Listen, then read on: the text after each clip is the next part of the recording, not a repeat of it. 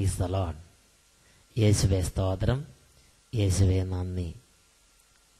അഭിഷേകാഗ്നിയുടെ പ്രേക്ഷകർക്ക് യേശു കർത്താവിൻ്റെ നാമത്തിൽ അഭിവാദനങ്ങൾ.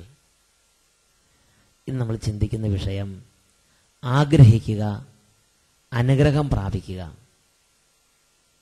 ഒരു നിമിഷം നമുക്ക് പ്രാർത്ഥിക്കാം.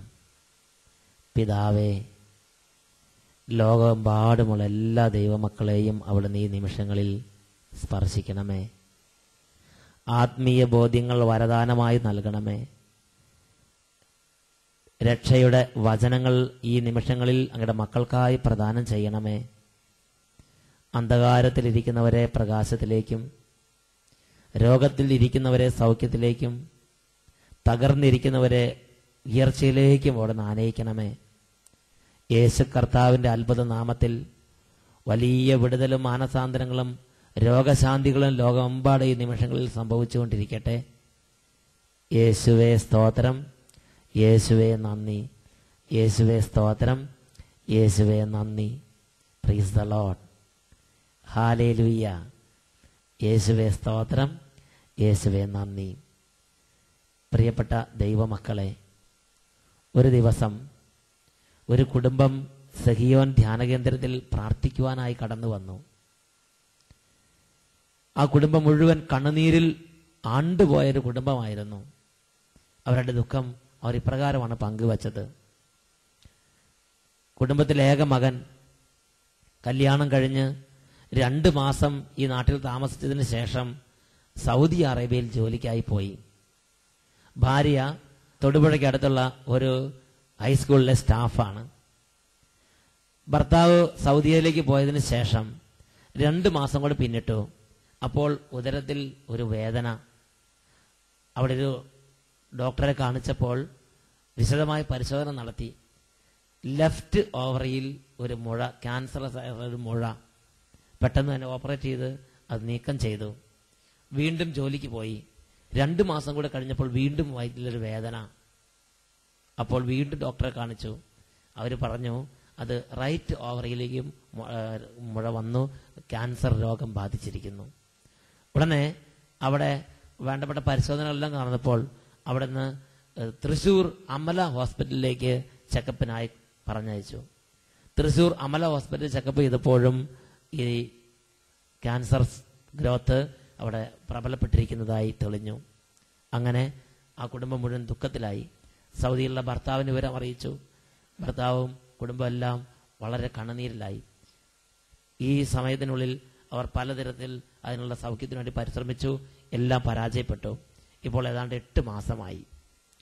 ഡിസംബർ മാസം 4-ാം തീയതിയാണ് ഈ കുടുംബം കണ്ണുനീരോടെ വരുന്നത്. അവർ പറഞ്ഞു, അച്ഛാ, വിവാഹം കഴിഞ്ഞിട്ട് 8 മാസമേ ആയിട്ടുള്ളൂ. എൻ്റെ കുടുംബത്തിലെ ഏക സന്താനമാണ് ഇവൻ. ഇതാ ഇവന്റെ ഭാര്യയുടെ ഗർഭപാത്രം നീക്കം ചെയ്യണമെന്നാണ് ഡോക്ടർമാർ പറയുന്നത്. ഓവറിയിലുള്ള ക്യാൻസർ ഇപ്പൊ ഗർഭപാത്രത്തിലേക്ക് വ്യാപിച്ചു. തൃശൂർ ജൂബിലി മെഡിക്കൽ ഹോസ്പിറ്റലിൽ കൊണ്ടുപോയി പരിശോധന നടത്തി.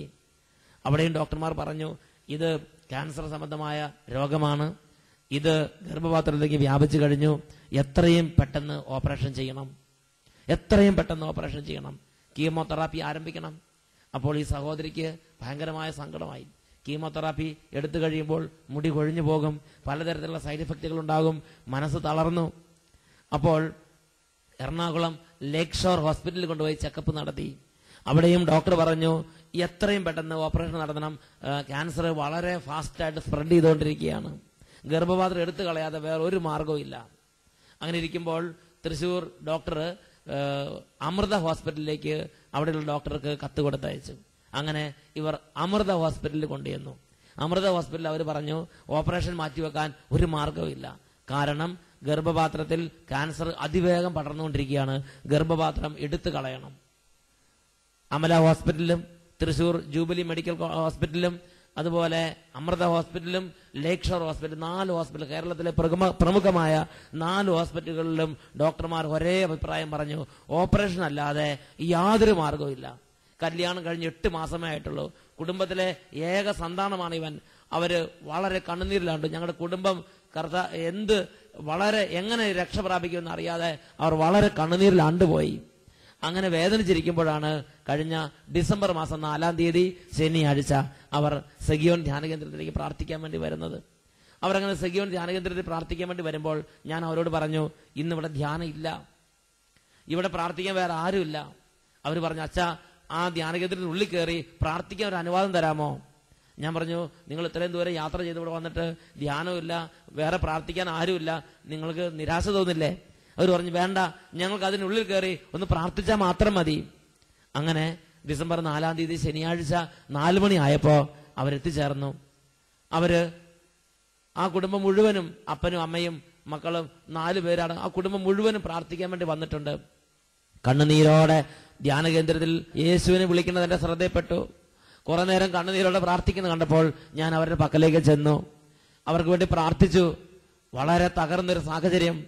അവർ പറഞ്ഞു, അച്ഛാ വീട്ടിൽ ശ്മശാന മൂകതയാണ്, ആരും ഭക്ഷണം കഴിക്കുന്നില്ല, ആരും മിണ്ടുന്നില്ല, കുടുംബം വീട്ടിൽ ശ്മശാന മൂകത, ദിവസങ്ങളായി മിണ്ടാട്ടമില്ലാതെ ആയിട്ട് കുടുംബത്തിൽ മുഴുവൻ കണ്ണുനീരാണ്. ആ കണ്ണുനീരോട് ചേർന്ന് ഞാനും ദൈവത്തെ നിലവിളിച്ചു. അപ്പോൾ കർത്താവ് എനിക്കൊരു സന്ദേശം തന്നു. ഓപ്പറേഷൻ നിർബന്ധമായും ആവശ്യമാണ്. ഈ വ്യക്തിയുടെ രോഗപീഠ ഗർഭപാത്രം എടുത്തുകളെ ഓപ്പറേഷൻ കർത്താവ് ആത്മീയമായ ഒരു സന്ദേശം എനിക്ക് കാണിച്ചു തന്നു. ഞാൻ പറഞ്ഞു, ഓപ്പറേഷൻ അല്ലാതെ മറ്റൊരു മാർഗ്ഗമില്ല, ദൈവം ഓപ്പറേഷൻ കാണിച്ചു തരുന്നുണ്ട്. അപ്പോൾ അവർ പൊട്ടിക്കരഞ്ഞു പറഞ്ഞു, അച്ഛാ അതല്ലാതെ ഒരു വഴിയില്ലേ, ദൈവത്തിന് ഞങ്ങളെ സൗഖ്യപ്പെടുത്താൻ പറ്റും. വീണ്ടും അവർ പൊട്ടിക്കരഞ്ഞു. അപ്പോൾ ഞാൻ പറഞ്ഞു, നിങ്ങളുടെ ആഗ്രഹം പോലെ നിങ്ങൾക്ക് സംഭവിക്കും, നിങ്ങൾ പ്രാർത്ഥിക്കും. അങ്ങനെ വീണ്ടും അവരെ സെഗിയോൻ ധ്യാനകേന്ദ്രത്തിലെ ക്രൂശിത രൂപത്തിന്റെ ചുവട്ടിലേക്ക് കൊണ്ടുവന്നു. ക്രൂശിത രൂപത്തിന്റെ ചുവട്ടിൽ അവർ കണ്ണുനീരോടെ കരഞ്ഞ് പ്രാർത്ഥിച്ചു. ഞാനും അവർക്ക് വേണ്ടി കണ്ണുനീരോടെ അവരുടെ പ്രാർത്ഥനയിൽ പങ്കുചേർന്നു. പ്രിയപ്പെട്ട സഹോദരങ്ങളെ, എല്ലാ ഡോക്ടർമാരും അവർക്ക് ഓപ്പറേഷൻ അല്ലാതെ മറ്റൊരു വഴിയില്ല എന്ന് നിർദ്ദേശം കൊടുത്തിരുന്നു.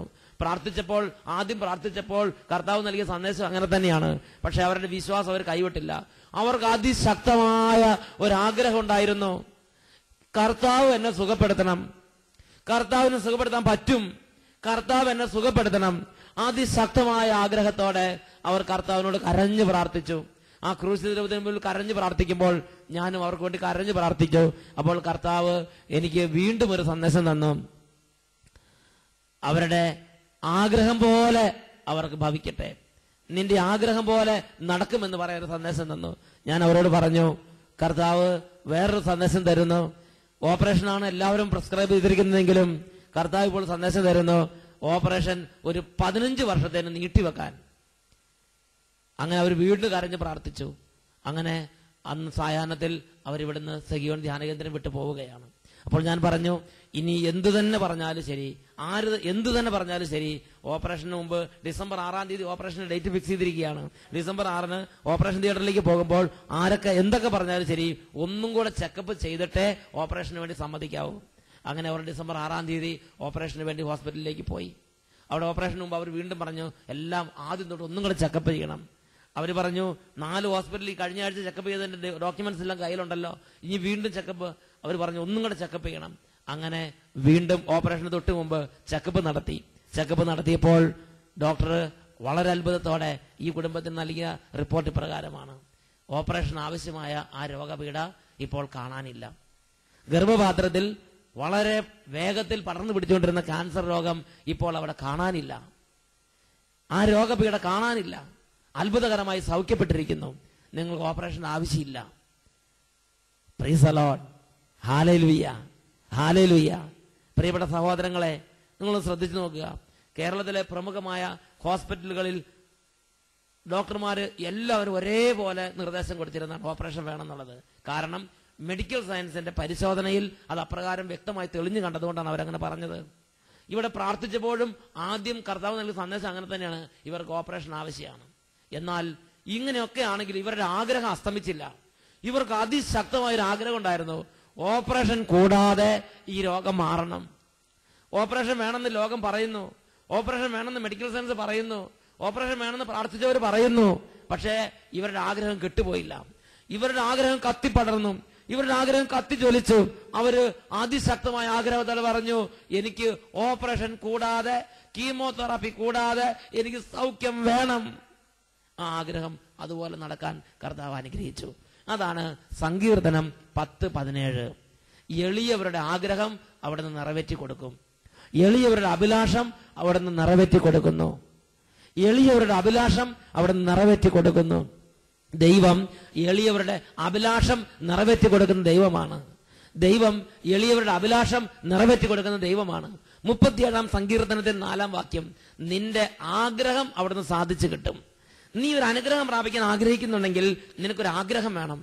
ദൈവാനുഗ്രഹത്തിന് വേണ്ടി ഒരു ആഗ്രഹം നിനക്കുണ്ടാകണം. നിന്റെ ആഗ്രഹം നിനക്ക് ദൈവം സഫലമാക്കി തരും. 37-ാം സങ്കീർത്തനത്തിൽ 4-ാം വാക്യം, അവിടുന്ന് നിന്റെ ആഗ്രഹം സഫലമാക്കും. 145-ാം സങ്കീർത്തനത്തിൽ 19-ാമത്തെ വാക്യം, തന്റെ ഭക്തരുടെ ആഗ്രഹങ്ങൾ അവിടുന്ന് സഫലമാക്കുന്നു.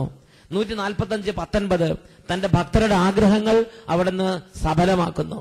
Hallelujah, hallelujah. ആഗ്രഹങ്ങൾ സഫലമാക്കി കൊടുക്കുന്ന ഒരു ദൈവം ബൈബിളിലുണ്ട്. ഹല്ലേലൂയ. യേശുവേ സ്തോത്രം, യേശുവേ നന്ദി, യേശുവേ സ്തോത്രം, യേശുവേ നന്ദി. ദൈവാനുഗ്രഹം പ്രാപിക്കാൻ അതിശക്തമായ ഒരു ആഗ്രഹം ഹൃദയത്തിന്റെ ഉള്ളിൽ അങ്കുരിക്കണം.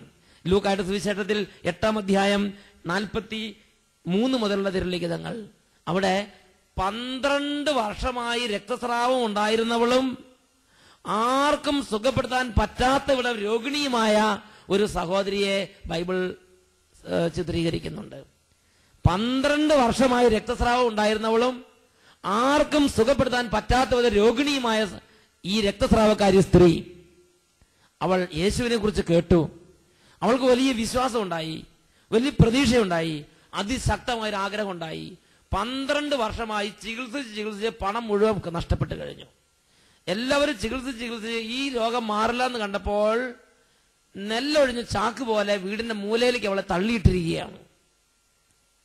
എന്നാൽ ലോകത്തിന് അവളെക്കുറിച്ചുള്ള പ്രതീക്ഷ നശിച്ചുവെങ്കിലും, അവളുടെ മാതാപിതാക്കൾക്ക് അവളെക്കുറിച്ചുള്ള പ്രതീക്ഷ നശിച്ചുവെങ്കിലും, കുടുംബാംഗങ്ങൾക്ക് അവളെക്കുറിച്ചുള്ള പ്രതീക്ഷ നശിച്ചുവെങ്കിലും, യേശു ക്രിസ്തുവിനെ കുറിച്ച് കേട്ടപ്പോൾ അവൾക്കൊരു പ്രതീക്ഷയുണ്ടായി. യേശുവിന്റെ അടുത്ത് പോയാൽ എനിക്ക് സൗഖ്യം കിട്ടും. അവൾ ആ പ്രഭാതത്തിൽ എഴുന്നേറ്റു, യേശുവിന്റെ അടുത്തേക്ക് ചെന്നു. അപ്പോൾ യേശുവിനെ ചുറ്റിലും ജനക്കൂട്ടം തിക്കി തിരക്കിക്കൊണ്ടിരിക്കുകയായിരുന്നു. ജനക്കൂട്ടം മുഴുവൻ യേശുവിനെ തിക്കി തിരക്കിക്കൊണ്ടിരിക്കുകയായിരുന്നു. 100 കണക്കിന് ജനങ്ങൾ യേശുവിന് ചുറ്റിനും തിക്കി തിരക്കിക്കൊണ്ടിരിക്കുമ്പോൾ ഈ ജനക്കൂട്ടത്തിന്റെ ഇടയിലൂടെ അവൾ യേശുവിന്റെ അടുത്തേക്ക് ചെന്നു. ജനക്കൂട്ടത്തിന്റെ ഇടയിലൂടെ അവൾ ചെല്ലുമ്പോഴെല്ലാം അവർക്കൊരു ആഗ്രഹമുണ്ട്, ഞാൻ യേശുവിന്റെ അടുത്ത് ചെല്ലും, ഞാൻ യേശുവിന്റെ തൊട്ടടുത്ത് ചെല്ലും, ഞാൻ യേശുവിനെ തൊടുമ്പോൾ എന്റെ യേശു സൗഖ്യപ്പെടുത്തും, തൊടുമ്പോൾ ഞാൻ സൗഖ്യം പ്രാപിക്കും. അന്ന് വരെ യേശു ക്രിസ്തു തൊട്ടവരൊക്കെ സൗഖ്യം പ്രാപിച്ചിരുന്നു. യേശു ക്രിസ്തു വചനം വായിച്ച് സൗഖ്യപ്പെടുത്തിയിരുന്നു. യേശു ക്രിസ്തു പിശാചിനെ ശാസിച്ച് ബഹിഷ്കരിച്ച് സൗഖ്യം നൽകിയിരുന്നു. യേശു ക്രിസ്തുവിനെ തൊട്ട് സൗഖ്യം പ്രാപിച്ചൊരു ചരിത്രം അന്ന് വരെ ഉണ്ടായിരുന്നില്ല. എന്നാൽ ഇവൾക്ക് അതിശക്തമായ ആഗ്രഹം ഉണ്ടായിരുന്നു. അങ്ങനെ ഇവൾ ജനക്കൂട്ടം മുഴുവൻ യേശുവിന് ചുറ്റും തിക്കി തിരക്കിക്കൊണ്ടിരിക്കുമ്പോൾ ഇവൾ ജനക്കൂട്ടത്തിന് ഇടയിലൂടെ ചെന്ന് അവൾ ആഗ്രഹത്തോടെ ഒന്ന് തൊട്ടു. വിശുദ്ധ രേഖപ്പെടുത്തി ഇങ്ങനെയാണ്, തന്നിൽ നിന്നും ശക്തി ബഹിർഗമിച്ചിരിക്കുന്നു എന്ന് തിരിച്ചറിഞ്ഞ യേശു തിരിഞ്ഞു നിന്ന് ചോദിച്ചു, ആരാണ് എന്നെ സ്പർശിച്ചത്?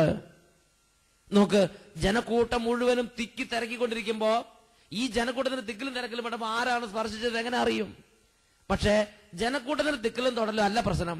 ഒരാൾ ആഗ്രഹത്തോടെ ചെന്ന് തൊട്ടു, അവിടെയാണ് വ്യത്യാസം ഉണ്ടായത്.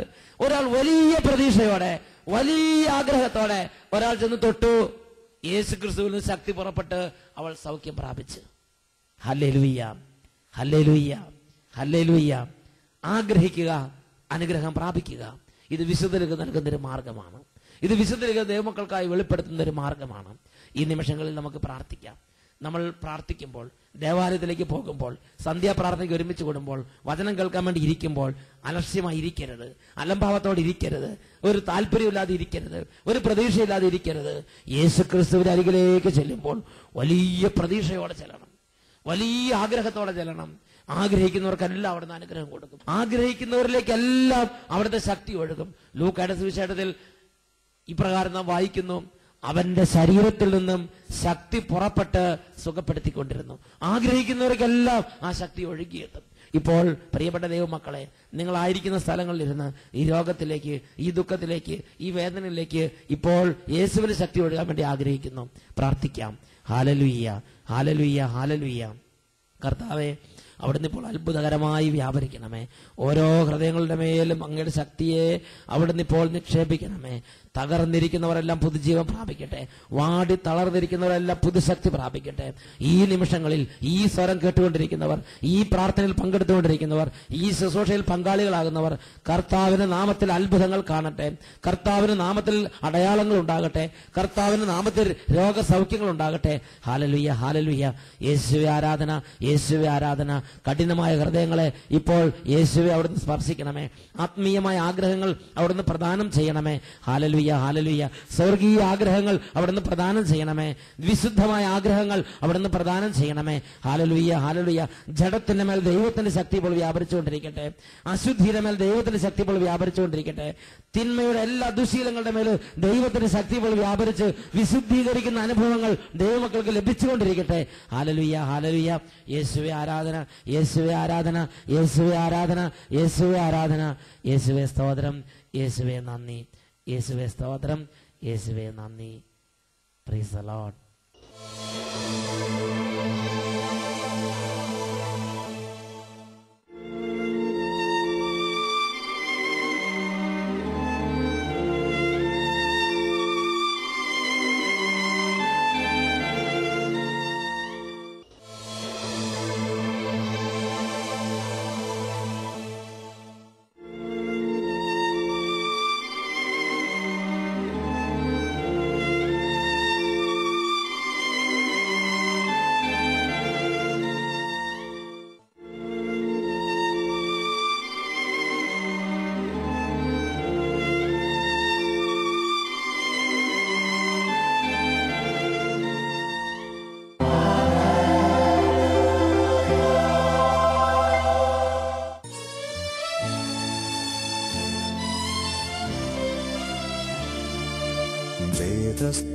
കുളക്കരയിൽ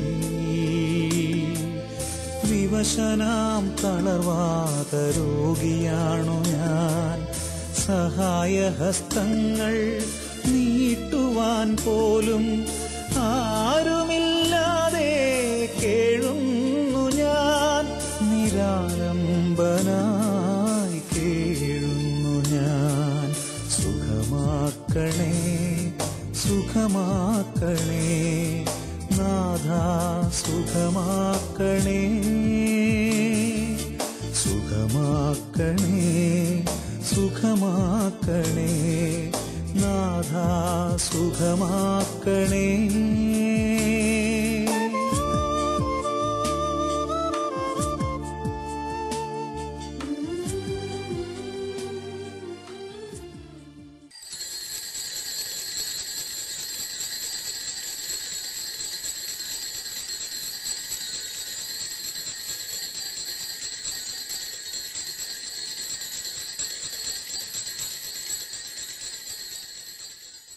ദിവികാരുണ്യ രൂപനായ യേശു കർത്താവിൻ്റെ അരികിൽ ഈ നിമിഷങ്ങളിൽ നമുക്ക് പ്രാർത്ഥിക്കാം. ആത്മീയമായ ആഗ്രഹങ്ങൾ കെട്ടുപോയ ഹൃദയങ്ങളിലേക്ക് ദൈവം ഇപ്പോൾ തൻ്റെ ആത്മാവിനെ വർഷിക്കട്ടെ. പിന്മാറ്റത്തിലേക്ക് പോയ ജീവിതങ്ങളിലേക്ക് ദൈവം തൻ്റെ ശക്തി ഇപ്പോൾ വീണ്ടും ഒഴുക്കട്ടെ. കഴുകനെ പോലെ ചിറകടിച്ചുയരാൻ തക്കവിധം ദൈവത്തിൻ്റെ ശക്തിയാൽ ദൈവമക്കൾ ഇപ്പോൾ നിറയട്ടെ. ദൈവമേ, ഈ നിമിഷങ്ങളിൽ ലോകമെമ്പാടുമുള്ള ദാസീദാസന്മാരുടെ മേൽ ആത്മീയ പൗരുഷം പ്രദാനം ചെയ്യണമേ. ആത്മീയ അഭിഷേകങ്ങൾ പ്രദാനം ചെയ്യണമേ. ആത്മീയ ഉണർവ് പ്രദാനം ചെയ്യണമേ. എല്ലാ ജീവിതങ്ങളുടെ മേലും പുതു ശക്തി ഒഴുകാൻ അങ്ങ് തിരുവള്ളമാകണമേ. വചനത്തിന്റെ ശക്തിയാൽ, വിശ്വാസത്തിന്റെ ശക്തിയാൽ വലിയ കാര്യങ്ങൾ ഇപ്പോൾ ലോകത്തിൽ സംഭവിക്കട്ടെ. Hallelujah, hallelujah. ഓരോ മകനെയും മകളെയും അവിടുന്ന് സ്പർശിക്കണമേ. അത്ഭുതങ്ങളുടെ സമയമായി ഈ സമയം ഇപ്പോൾ അവിടുന്ന് രൂപാന്തരപ്പെടുത്തണമേ. അസാധ്യങ്ങളെ സാധ്യമാക്കുന്ന അത്ഭുതങ്ങളുടെ ദൈവമേ, ഇപ്പോൾ അവിടുന്ന് സ്പർശിക്കണമേ എന്ന് പ്രാർത്ഥിക്കുന്നു. ഇപ്പോൾ അവിടുന്ന് തൊടണമേ എന്ന് പ്രാർത്ഥിക്കുന്നു. ഇപ്പോൾ അവിടുന്ന് സുഖപ്പെടുത്തണമേ എന്ന് പ്രാർത്ഥിക്കുന്നു. Hallelujah, hallelujah, hallelujah, hallelujah, hallelujah. ജീവന്റെ ശക്തി വ്യാപരിച്ചുകൊണ്ടിരിക്കട്ടെ. സൗഖ്യത്തിന്റെ ശക്തി വ്യാപരിച്ചുകൊണ്ടിരിക്കട്ടെ. അസാധ്യങ്ങളെ സാധ്യമാകുന്ന ദൈവത്തിന്റെ ഇടപെടലാൽ ഇപ്പോൾ വൻ കാര്യങ്ങൾ ലോകത്ത് സംഭവിക്കട്ടെ. Hallelujah, hallelujah, hallelujah, hallelujah, hallelujah, hallelujah. പാരമ്പര്യ രോഗങ്ങൾ വിട്ടുപോകട്ടെ. മാറാ രോഗങ്ങൾ മാറിപ്പോകട്ടെ, പലതരത്തിലുള്ള ദുർശീലങ്ങൾ വിട്ടുപോകട്ടെ, ദുർവ്യാധികൾ വിട്ടുപോകട്ടെ, ദുർപീഡകൾ വിട്ടുപോകട്ടെ, ഹൃദയങ്ങൾ വിടുതൽ പ്രാപിക്കട്ടെ. Hallelujah, hallelujah, hallelujah, hallelujah. വിടുതലിന്റെ ശക്തി, വിടുതലിന്റെ ശക്തി എല്ലാ ശരീരങ്ങളുടെ മേലും ഇപ്പോൾ വ്യാപരിക്കട്ടെ. Hallelujah, hallelujah, hallelujah. യേശുവേ ആരാധന, യേശുവേ ആരാധന, യേശുവേ ആരാധന, യേശുവേ സ്തോത്രം, യേശുവേ നന്ദി, യേശുവേ സ്തോത്രം, യേശുവേ നന്ദി. സുഖമാക്കണേ, സുഖമാക്കണേ നാഥാ, സുഖമാക്കണേ, സുഖമാക്കണേ, സുഖമാക്കണേ നാഥാ, സുഖമാക്കണേ.